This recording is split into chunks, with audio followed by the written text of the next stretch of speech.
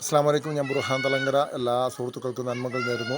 ഏറ്റവും രസകരമായ ഈ ജിന്നുമയുമായി ബന്ധപ്പെട്ട വിഷയങ്ങളിൽ കടന്നു പോകുമ്പോൾ ഞാൻ അനുഭവിച്ച രസകരമായ ഒരു സംഭവം പറയാം.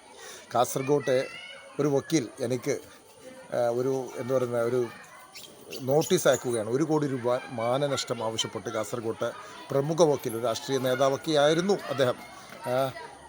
ഇപ്പോൾ ഒമാനിലൊക്കെ ഉള്ള ഒരു വ്യക്തിയാണെന്നാണ് പറയുന്നത്.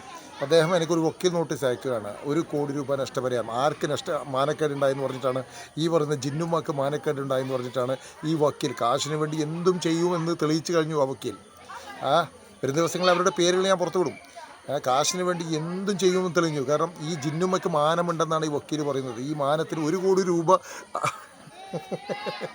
1 കോടി രൂപ ആവശ്യപ്പെട്ടാണ് വക്കീൽ നോട്ടീസ് അയച്ചിരിക്കുന്നത്. ചിന്തിക്കണേ. അത് ഈ വക്കീൽ നോട്ടീസ് എൻ്റെ കൈപ്പറ്റുമ്പോൾ, ഞാൻ കൈപ്പറ്റി അത് വായിക്കുമ്പോൾ ഈ ജിന്നുമ്മ അഴിക്കുള്ളിലാണ്. ഈ ജിന്നുമ്മ അഴിക്കുള്ളിലാണ്. അറസ്റ്റ് ചെയ്ത് ഉള്ളിലേക്ക് എത്തിക്കഴിഞ്ഞിരുന്നു. ഞാൻ ഇനി എവിടെ പോയിട്ടാണ് ഈ 1 കോടി രൂപ കൊടുക്കേണ്ടതെന്ന് എനിക്ക് മനസ്സിലാകുന്നില്ല. വക്കീലിന് നേരിട്ട് തരണോ, അല്ല ജിന്നുമ്മ ജയിലിൽ നിന്ന് ഇറങ്ങും വരെ കാത്തിരിക്കണോ, അല്ല നിങ്ങൾ രണ്ടുപേരും ഒരുമിച്ച് എൻ്റെ അടുത്ത് വരുമോ എന്നാണ് എനിക്കറിയാത്തത്. ജിന്നുമ്മയൊക്കെ മാനം പോയി ഇറങ്ങി.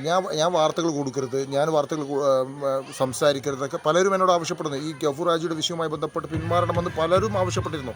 പക്ഷേ ഞാൻ അത്രക്കാരുടെ സമ്മർദ്ദങ്ങൾക്കോ പ്രലോഭനങ്ങൾക്കോ വഴങ്ങിയില്ല എന്നുള്ളതാണ് സത്യം. എന്നെക്കൊണ്ട് ചെയ്യാൻ പറ്റുന്നതൊക്കെ ഞാൻ ചെയ്യുമെന്ന് ഞാൻ എല്ലാവരോടും തുറന്നു പറഞ്ഞു. ഞാൻ ഒരു വിട്ടുവീഴ്ചയും ഞാൻ നടത്തില്ല. എന്നെക്കൊണ്ട് ചെയ്യാൻ പറ്റുന്നതൊക്കെ ഞാൻ ചെയ്യുമെന്ന് പറഞ്ഞ് ഞാൻ ചെയ്തിട്ടുണ്ട്. അപ്പോൾ ഈ 1 കോടിയുടെ ഇൻഡാസ് കാണിച്ചിട്ടൊന്നും ദൈവജനത്തെ എന്നെ പേടിപ്പിക്കാൻ നിൽക്കരുത്. കാരണം ഒരുപാട് വക്കീൽ നോട്ടീസ് എല്ലാ പ്രാവശ്യം എനിക്ക് വരുന്നതാണ്. ഞാൻ കൃത്യമായ മറുപടി നൽകാറുണ്ട്. പക്ഷേ ഈ മറുപടി അറിയിക്കുന്നില്ല.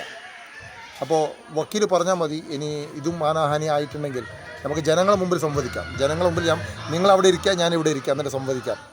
നിങ്ങൾ ജിന്നുമാക്ക് നൽകിയ മാനത്തിൻ്റെ വില എത്രയാണെന്ന് നമുക്ക് മനസ്സിലാക്കണം.